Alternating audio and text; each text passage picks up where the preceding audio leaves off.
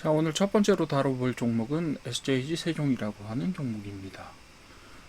아시는 분들은 아시겠지만 굉장히 유명한 회사는 아니에요. 시가총액이 2천억 정도 되는 회사고요. 유통비율 53%니까 대주주 비율이 제법 높죠. 네. 그 창업주나 이런 분들 이름이 소유 저기에 들어있어요. 그래서 뭐 1세대 기업이고, 그리고 오늘 올라간 이유는 SJG 세종은 기본적으로 자동차 부품을 만드는 회사입니다. 그런데 이 회사의 자회사로 모비어스라는 회사가 있는데 자율주행 로봇을 만드는 회사입니다. 매출이 뭐 한 200억대 정도 되는 회사인데, 이 회사가 계속해서 다른 회사들의 납품을 하고 있어요.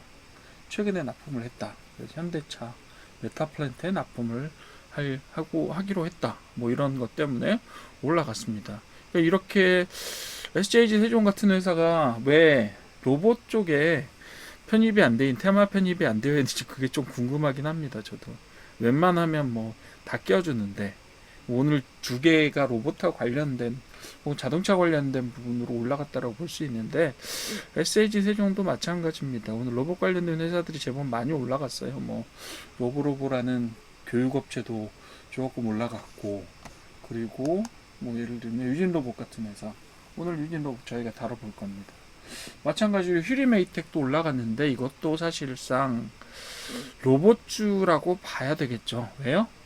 네, 휴림로봇이 지배주주잖아요. 네, 그래서 두 번째 종목으로는 제가 휴리메이텍을 살펴볼 거예요. 네. 첫 번째로 SJG 세종을 살펴보시게 되면 매출액 1조 8천억이나 된 제법 조금 큰 회사입니다. 자본 총계도 4,500억, 4,600억대가 되고, 그런데 안타깝게도 시가총액이 2천억밖에 안 돼요. 유명하지 않아서일까요? 네, 그렇지는 않아요. 이 회사는 영업이익을 계속해서 내고 있어요. 뭐 2021년 제외하고는 2020년, 21년 제외하고는 영업이익을 수백억대의 영업이익들을 계속 냈고, 최근에 낸 영업이익만 해도 한 2천억 가까이 됩니다. 그런데 이 회사는 문제가 당기 순이익과 영업이익의 괴리가 큽니다. 왜일까요? 부채 비율이 높아요. 부채 비율이 높아요. 어느 정도 높냐 하면 한 170% 정도 됩니다. 그렇다 보니까 무슨 문제가 있을까요? 영업의 비용인 이자 비용이 상당히 높습니다. 그래서 상당 부분의 영업이익을 깎아 먹고 있어요. 즉, 최근이 2024년만 해도 영업이익이 600억인데 순이익은 340억밖에 안 돼요. 까보니까 환차손도 좀 있는 것 같고, 예, 그리고 이자 비용도 상당히 높아요. 그렇다 보니 순이익이 상당히 좀 안 좋다. 이렇게 볼 수 있는 거죠. 다른 수치들은 굉장히 좋아요. 다른 수치는 좋아요. 그런데 한 가지, 부채 비율이 너무 높다. 170% 정도 내외고요. 그래서 자본 총계 상당히 크거든요. 저기에 비해서 4,500억, 4,600억 정도 되는데, 문제는 부채가 거의 7,800억. 뭐 작년 말 기준으로 이렇게 됩니다. 지금 뭐 이게 어떤 원인이다라고 딱히 하기는 어렵겠지만 어쨌든 부채가 굉장히 커요. 물론 이제 업력이 좀 제법 오래된 회사고 그렇다 보니까 부채가 좀 쌓여 있을 수도 있겠으나, 어쨌든 간에 이 회사는 약간 부채의 어떤 식으로든지 전환이 좀 필요하지 않겠나 이런 생각도 좀 들어요. 그런 생각도 좀 듭니다. 그리고 전체적으로 회사 규모에 비해서 자본금이 작아요. 자본금이 증자를 한다는 건 결국은 그 주식 가치를 희석시키는 일이기 때문에 더 나빠질 수도 있겠으나, 이 회사 같은 경우는 어쩌면 그런 것들이 답이 될 수도 있겠다는 생각이 들어요. 왜냐? 부채가 너무 많아서요. 부채가 너무 많습니다. 물론 안정적으로 계속 매출액을 상당히 크게 올리고 있고, 게다가 최근에 많이 또 늘었습니다. 2020년 이후로 1조 1000억대에 머무르던, 혹은 그 이전에 1조 1000억을 왔다 갔다 했던 매출이 최근에 계속 늘어서 1조 8천억 정도까지 늘었으니까 상당히 개선되고 있다고 볼 수는 있겠는데, 아무래도 뭐 관계사들도 좀 살펴봐야 될 것 같기는 해요. 그렇게는 어쨌든 간에 부채 비용이 너무 높고 순이익 비율이 너무 작다.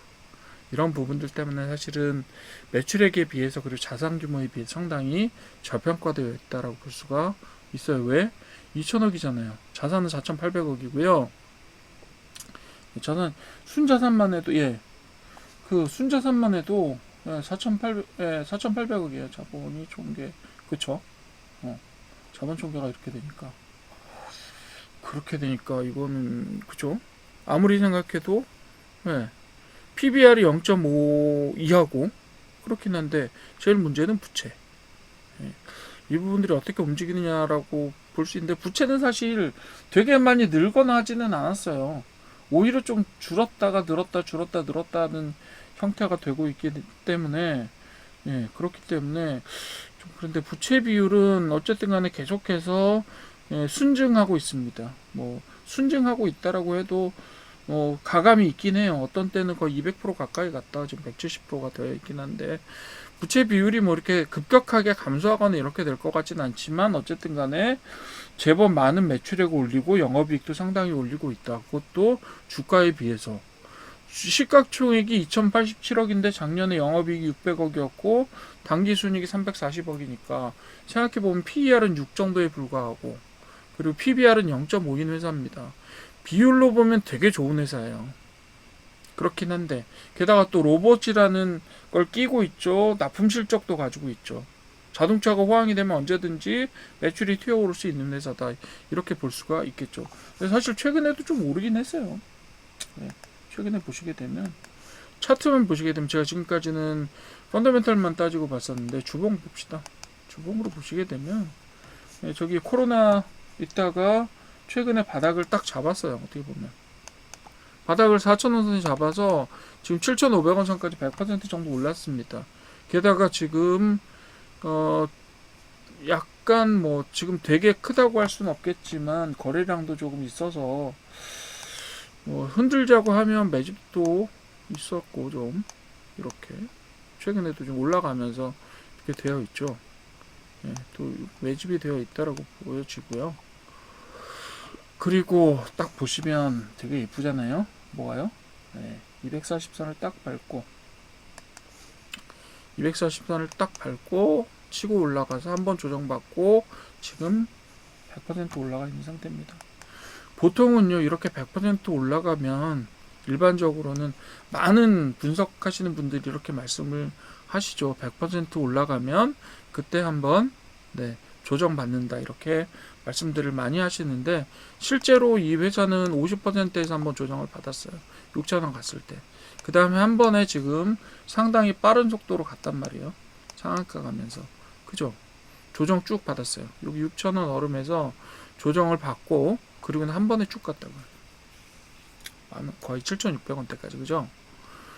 쭉 갔다고요. 요걸 보시게 되면 여기에서부터는 올라간 게 한 100%쯤 올라갔으니까 여기도 보시게 되면 4,200원 밖에 안 돼요. 4,000원에서 지금 거의 100% 올라갔으니까 일반적으로 지금까지의 다른 어떤 일반적인 패턴으로 보면 지금 조정을 한번 받아야 될 텐데 한 번에 이렇게 치고 올라갔기 때문에 과연 이게 조정을 왜냐하면 조정을 이미 거쳤잖아요. 그죠? 눌림목 거쳐서 한번 올라갔잖아요. 그래서 이게 지금 고가놀이로 이어지는 패턴일지 아니면 조정 패턴일지 저도 사실 뭐 이렇게 쉽게 보기는 힘듭니다. 이렇게 갔다가 다시 올라가는 형태. 아니면 쉽게 여기까지 한 6,000원까지 일단은 조정을 받는 형태. 6,000원 정도만 해도 부채 비율이 뭐 이렇게 회사의 수익을 감소시키는 데는 저기 하긴 하지만 영업은 잘하는 회사니까 계속해서 영업이익을 만들어냈던 회사고 영업 손실 났을 땐 되게 작은 손실이 있었고요. 그리고 날 때는 지금 뭐 300억, 500억, 600억 이런 식으로 늘어나고 있는 추세라서 장사는 잘하고 잘 만드는 회사입니다. 게다가 로봇도 있다고 말씀드렸잖아요. 로봇 테마 타면 같이 갈 수 있는 어떤 포텐셜을 늘 가지고 있는 회사입니다. 그렇게 보시면 돼요. 장기적으로 되게 위험할 건 없을 것 같아요. 지금 저도 이제 그 재무제표를 쭉 다 보면 유동부채가 얼마나 되고 뭐 이런 것들을 좀 살펴봐야 되겠지만 실제로 지금 부채율 자체가 어느 정도 고정된 상태에서 한 10년 가까이 고정된 상태에서 지금 움직이고 있어서 이 부채가 어떤 형태인지 조금 살펴봐야 되겠지만 이 부채가 이 회사를 뭐 나락으로 가져간다든가 이런 일들은 거의 없을 것 같아요. 그러니까 이 부분들은 조금 관찰을 해보시면서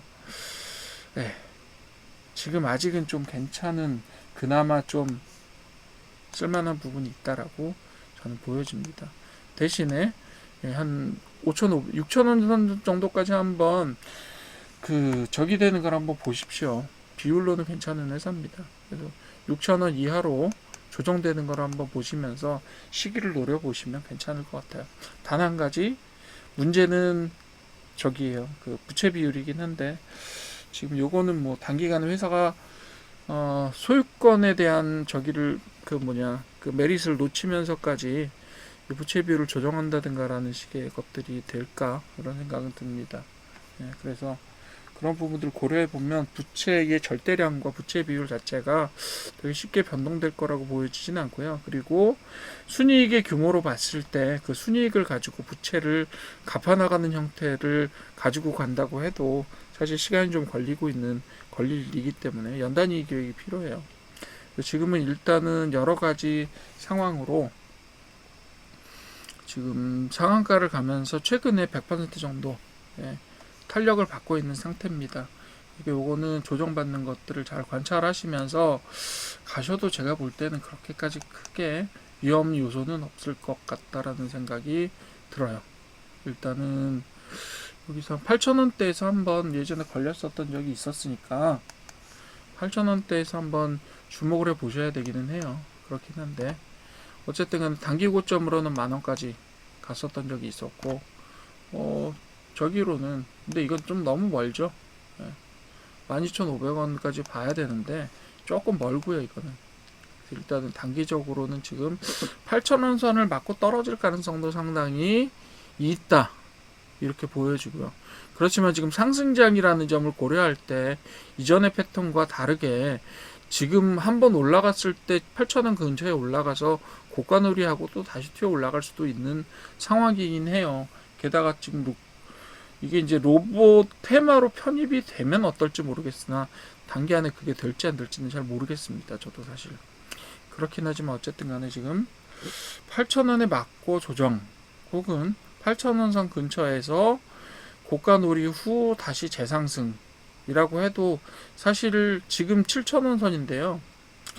역사적 고점까지 100%가 안 남아있는 상태예요. 그렇기 때문에 지금 보시게 되면 이 종목의 일반적인 패턴으로 봤을 때는 조정 후에 만원선까지의 구간을 진도가는 형태 혹은 이런 것들이 조금 더 합리적이지 않을까, 이렇게 생각을 합니다.